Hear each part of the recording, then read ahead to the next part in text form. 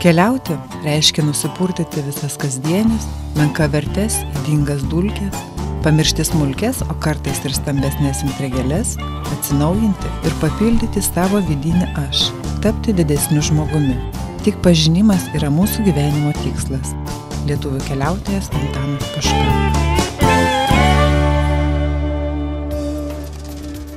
Šiandien noriu pažinti Krekenavos regioninį parką. Rankose laikau lankstinuką, jis padės mums susiorientuoti, ką visų pirma turėtume aplankyti. Nors lankstinukas išmargytas daugybę saugomų ir lankytinų vietų, pažymėtas maršrutais, tačiau tam, kad nepasiklysti gausybėje, išsirenku Krekenavos regioninio parko lankytojų centrą. Tai vieta, kurioje geriausia pradėti kelionę. Belieka sėsti automobilį ir gerą mums kelią.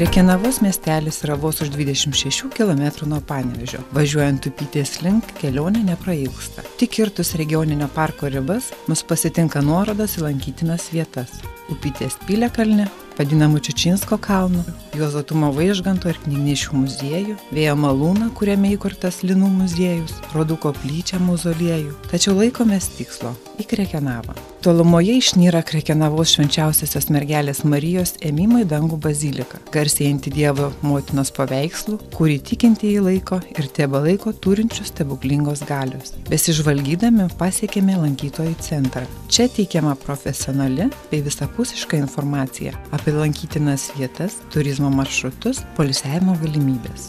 Mūsų lankytojų centras įrengtas prieš 3 metus ir ekspozicija atvėrė duris lankytojams jau šių metų sausio mėnesį, sausio 20 dieną. Pagrindinės ekspozicijos tema yra Nevėžio senvagių įvairovė ir čia bendrai atskleidžiamas visos parko išskirtinumas, visos vertybės tarsi sukeltos po vienu stogu į vieną patalpą. Didžiausia vertybė yra Nevėžis, Nevėžio senslėnis ir čia va matote ekspozicinę juostą, kuri raitosi per visą patalpą, tarsi atkartodama Nevėžio upės vingius.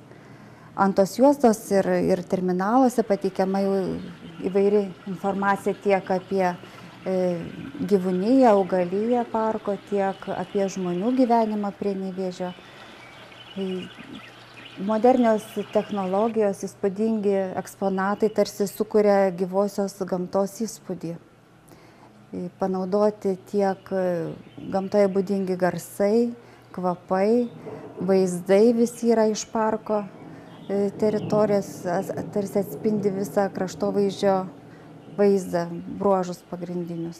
Lankytojų centre jau nuo pat durų visos pėdutės gyvūnų veda į ekspozicijos salę ir iš pradžių koridoriuje jau pateikiama informacija bendrai apie saugomas teritorijas esančias Lietuvoje, tiek daugiau apie parko simboliką, emblemą pateikiama, pasakojama apie pagrindinius įsteigimo akcentus.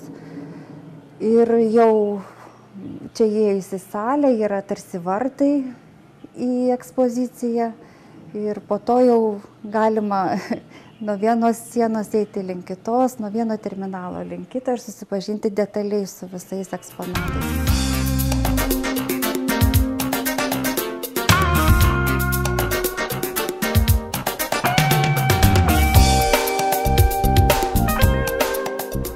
Pagrindinė vertybė yra Nevėžio upės senslinis. Jis kuo yra būdingas, kad yra platus ir gilus, jis suformavo ledynų tirpsmo vanduo, o po to po slėnį pradėjo tekėti Nevėžio upė. Per daugelį metų surinkta medžiaga panaudota stende, kuris pasakoja apie senvagių susiformavimą, upės kilpas, užutėkius. Taip ir vilioja pamatyti viską iš arčiau. Kaip būtų galima susipažinti su tomis senvagėmis, tais slėniais? Galima pakeliauti su žygio vadovu arba galima, aišku, plaukti baidarėm, matytųsi kokie dideli vingiai.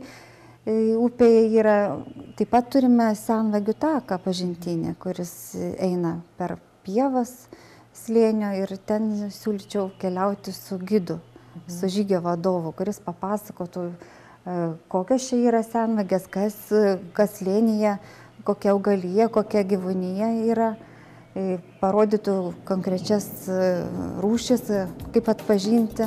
Ekspozicijoje pristatomos gyvūnų rūšis, su kuriomis čia susipažinus jas galima stebėti gamtoje, o paukščių ir šikšnosparnių balsų išgirsti ausinėse, jei gamtoje nepavyktų. Išradingai pateikta augalų kolekcija, kurie žaliuoja ir žydi ištisus metus, o kai kuriuos augalus net galima užuosti.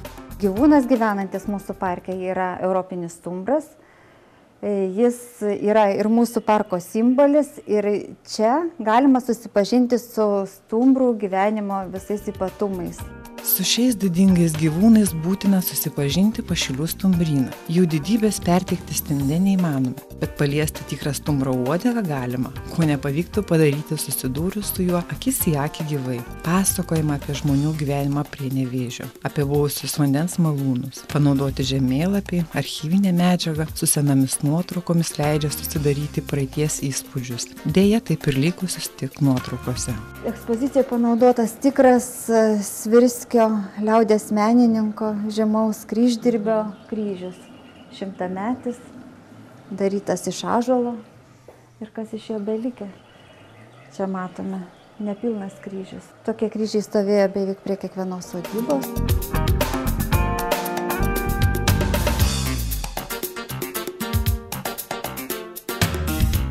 Susipažinus su parko miesteliu, buvusių dvarų, tiltų istorijomis, čia pat galima atsikasti piliakalnius, tiesioginė to žodžio prasme. Čečinsko, Bakainio piliakalniai, Blečkos kalnas, kiekvienas su savo istorija ir legendomis. Čia yra turistinis žemėlapis, turistinis terminalas, gal reikia sakyti, kur yra automobilių maršrutai, dviračių, pėsčiomis, upe, visi yra sudėti į šitą terminalą. Tiesiog galima pasirinkti savo maršrutą, kur keliausim ir pamatyti, kokie čia objektai yra lankomi, kur galima apsistoti, pailsėti. Tiesiog ir pateikiamos nuotraukos, aprašymas tiek lietuvių, tiek anglų kalba. Taigi, pavarčius žemėlapį, išsirenku mažąjį šiaurinį pažintinį maršrutą, kurio galima vykti dviračiu ir kuriuo driekiasi autoturizmo trasa.